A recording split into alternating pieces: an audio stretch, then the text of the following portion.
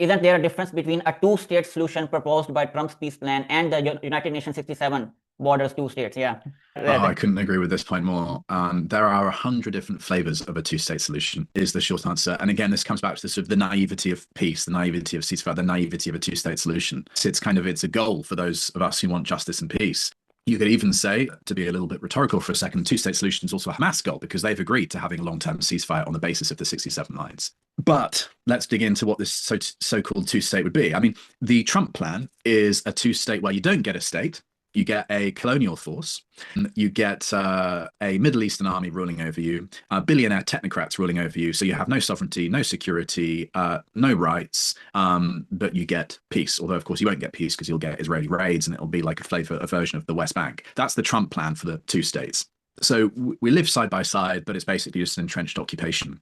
Let's look at the model that we have in the West Bank, which is similar, which is that we have this Palestinian Authority, which is the kind of the Palestinian state with the Minister of Foreign Affairs and UN representation and everything. But we have a collaborating Palestinian police force that basically just outsources part of Israel's military intelligence occupation effort, handles it for them to make the occupation lesser painful for the Israeli occupation forces.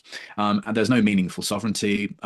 It's been even said that Mahmoud Abbas can't even travel around the West Bank himself without coordinating with an Israeli military officer and all the rest of it. And the Europeans sort of put that on, support that life support machine with European cash.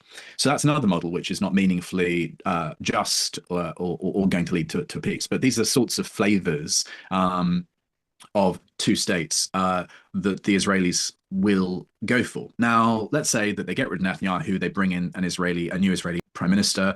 Let's say that he doesn't believe in genocide, but he does believe in occupation. So that is to say that Israel turns over a leaf. So it tries to rehabilitate its international image in the eyes of the so-called international community. But it just believes in a quieter military occupation.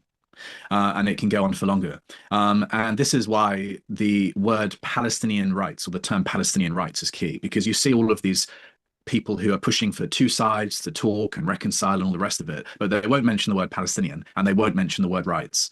And so this is the litmus test. Unless Palestinian rights and Palestinian recognition of their inherent humanity and right to self-determination are baked into whatever status or equilibrium you set up, you're going to have military resistance to an occupation. That is the bottom line.